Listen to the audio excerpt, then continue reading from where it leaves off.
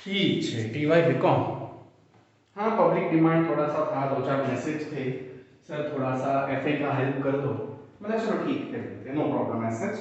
Okay, तो difficult है, बड़ा है और स्कोरिंग है, ऐसा ये topic amalgamation. What do mean by amalgamation? Amalgamation बोले तो सर वो क्या, ऐसा में भी किया है ना। क्या हुआ amalgamation में? When two or more business are coming together, we call it as amalgamation. It may be merger, it may be acquisition. अब तीनों में फर्क है, amalgamation में फर्क है, merger में भी फर्क है और acquisition में भी फर्क है। वो फर्क क्या है, आप लोग थोड़ा सा स्टडी कर लो, उसके ऊपर जानना। ओके, कुछ लीगल बैकग्राउंड से है, कुछ वॉलंटरीली है, कुछ फ्यूचर स्कोप के लिए है। बट दो बिजनेस अगर साथ में आते हैं, इंटेंशन क्या है? या तो मुझे मेरे बिजनेस को बढ़ाना है, बराबर है, या तो लीगली मैंने कुछ क्लॉजेस क्रॉस कर दिए हैं। अल्टीमेटली क्या है, हमें साथ में आना है और अपने बिजनेस को बढ़ाना है, अपनी प्रॉफिटेबिलिटी को बढ़ाना है, right? So that is what amalgamation is. So amalgamation means coming together और ऑफ टू और more business is called amalgamation, acquisition, merger या external reconstruction. Okay, it may be done for future growth and development. Obviously जैसे मैंने अभी भी बताया कि मुझे बढ़ना है, मैं चप्पल वाला हूं, आप सैंडल वाले हो, कोई और है शूज वाला, मैं सिर्फ चप्पल बेच रहा हूं, आप सिर्फ सैंडल बेच रहे हो, वो सिर्फ शूज बेच रहा है, बिजनेस बढ़ पाएगा क्या? हाँ सर, चल तो रहा है, लेकिन अगर हम तीनों साथ में आ गए तो अरे हाँ यार, ये तो सोचा ही नहीं था। That's the difference. You are coming together for the growth of the business, right? Then to overcome losses, obviously, बराबर है, for more earnings and bylaw. अब ये बाय लॉ क्या चीज है, तो मैंने लिख के रखा हुआ है, लेकिन थोड़ा सा समझा दूं। पिक्चरों में हमेशा दिखता है या अपनी टीवी सीरियल्स में हमेशा दिखता है, हमारी कंपनी लॉस में गई, हमारे दुश्मन ने हमारे शेयर्स खरीद लिए।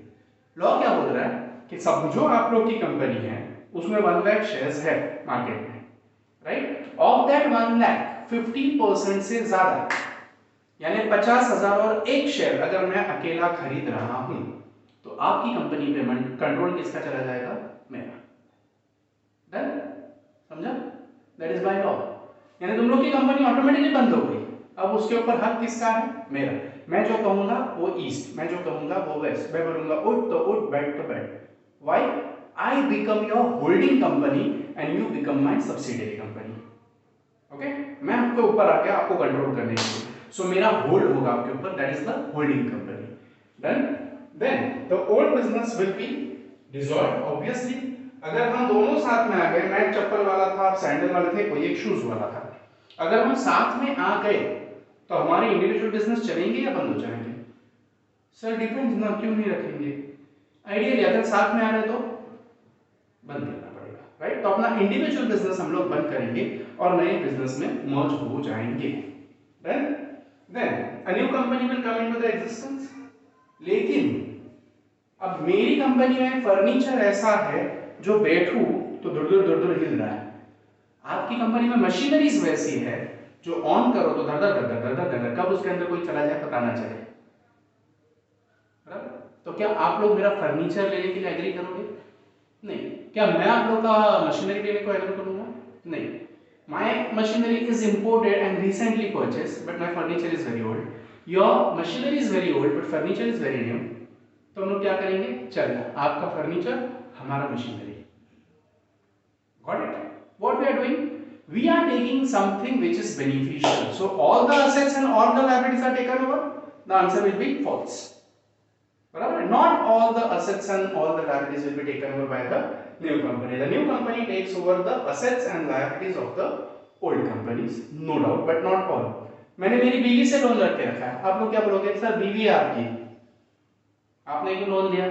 आप देखो, हम लोग उनकी जिम्मेदारी नहीं उठाएंगे, मतलब ठीक है, राइट? सीधी बात है ना, मेरी बीवी मैं झेलूं, आप लोग क्यों झेलोगे उसको? बराबर है? So not all assets and liabilities will be taken over. Those whatever are taken over, they will be considered for the future course of transactions. The assets and liabilities not taken over are to be sold. Obviously, मेरी furniture रख के मैं क्या समाधि बांधूंगा? तुम लोग तुम्हारा machinery रख के क्या समाधि बांधोगे? ऑब्वियसली नहीं। अब तुम लोग की जरूरत मशीनरी की थी जो मैं पूरी कर रहा हूं, मेरी जरूरत फर्नीचर थी जो तुम लोग पूरी कर रहे हो, बराबर है। तो जो हमारा पुराना कबाड़ है बेच देंगे, खत्म कर देंगे। एज इट इज कंपनी है।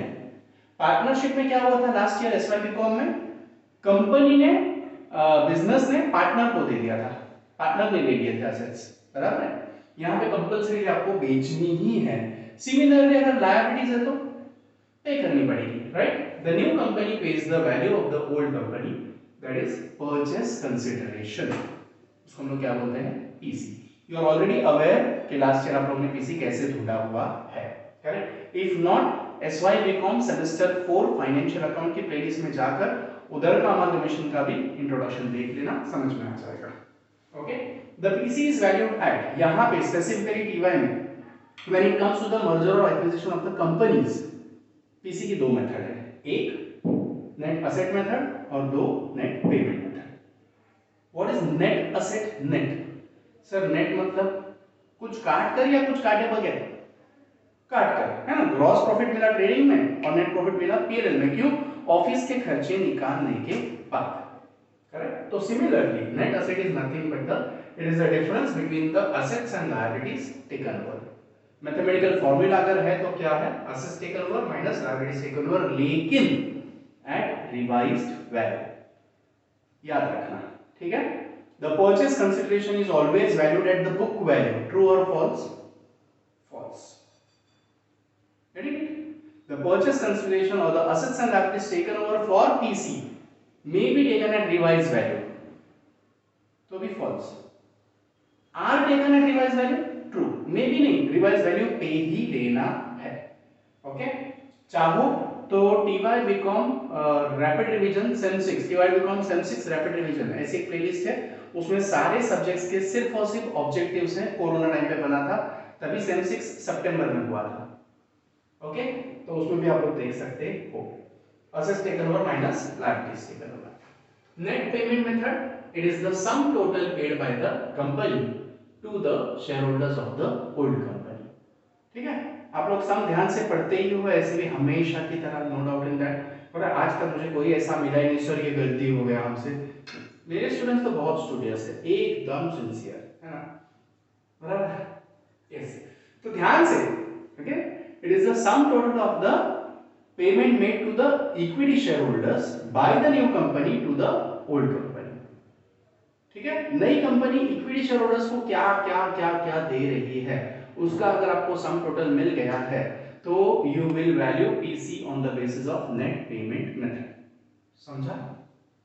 आगे, it may be include shares, cash, debentures, whatever it is. नई कंपनी की डिपेंड करती है कि उसको क्या क्या देना है आपको। ओके, तो वो आपके सोच के बाहर की बात है, आपके कंट्रोल के बाहर की बात है।